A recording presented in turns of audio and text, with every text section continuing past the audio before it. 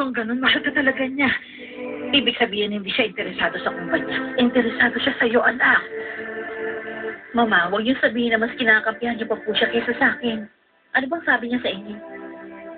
Sinabi niya sa akin na na-inlove daw siya sa'yo. Nung ikwento mo daw sa kanya ang tungkol sa pustahan ng mga barkada na yun. Ay, naku, Mama, paulit-ulit ang istorya niya. Sa tuwing magkakaroon ng pagkakataon, sinasabi niya yun. Parang nga naman kaawaan siya. Hindi ako naniniwala.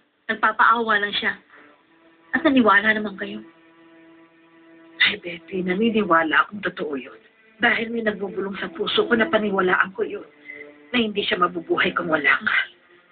Na sa'yo lang, anak, umiikot ang buhay niya. Na nagbago na siya. Na hindi na siya ang Armandong nakilala mo noon. Na pagdating niya dito, nag-break na sila ni Mang Marcela.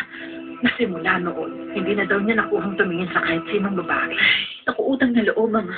Ikinuwento niya sa akin yung Venezuela. At ang sabi niya sa akin, magkaibigan lang daw sila ng babae. Mama, utang na loob.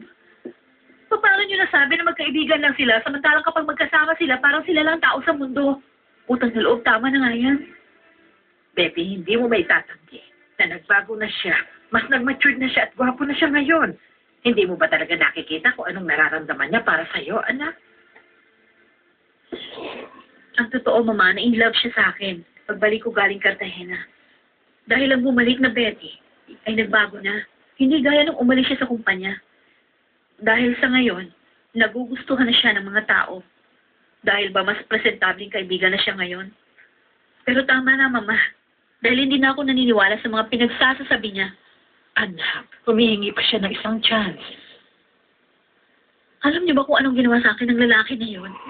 At kayo na rin ang nagsabi na walang kapatawaran ang ginawa niya sa akin, Mama. Kaya paano niya nasabi yan? Anak, kawawa naman siya. Humingi na siya ng tawad sa Diyos at pagbabayaran daw niya ang kasalanan niya habang buhay. Hiningi niya ang tawad mo at humingi din siya ng tawad sa akin. Kung sinasabi niya na pinagbayaran na niya ang mga kasalanan niya, na mahal ka niya at ikaw lang ang buhay niya, pues, huwag mo siya agad iwasan.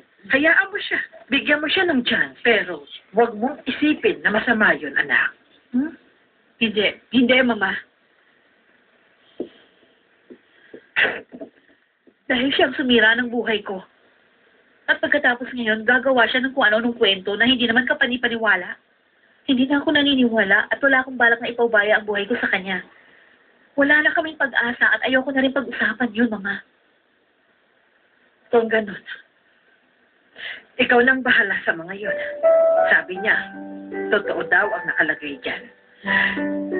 Na hindi daw niya itinapon ng mga regalo na yan. Gaya ng iniisip.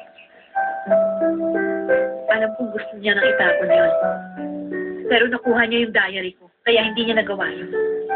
Pero paano nangyari yun? Hindi ba sinabi ko sa inyo? Pumasok lang naman siya sa loob ng aking opisina. Pagkatapos sinalungkat yung bag ko, kinuha yung diary ko. Binasa niya yun at yun ang naging dahilan. Kaya nagkaroon siya ng lakas ng loob na sabihin sa akin yung nararamdaman niya. Pero hindi ako papayag, Mama. Ang nabasa niya sa diary ko, ang kahuli-huli ang malalaman niya tungkol sa akin. Hindi ko pa siya kilala. Manipulator. Ganon si Sir Armando at ginagawa niya ang lahat ng gusto niya. Betty, anak, hindi ganun kadali mangumpisal ng personal na buhay sa isang tao dahil sagrado yun. Ay, ko. Mag-isip ka. Pag-isipan mo mabuti yan, anak. Betty, anak, mag-isip ka. Bésame la boca con tu lágrima de risa. Bésame la luna y tapa el sol con el pulgar. Bésame el espacio entre mi cuerpo y tu silueta. El mar más profundo de con tu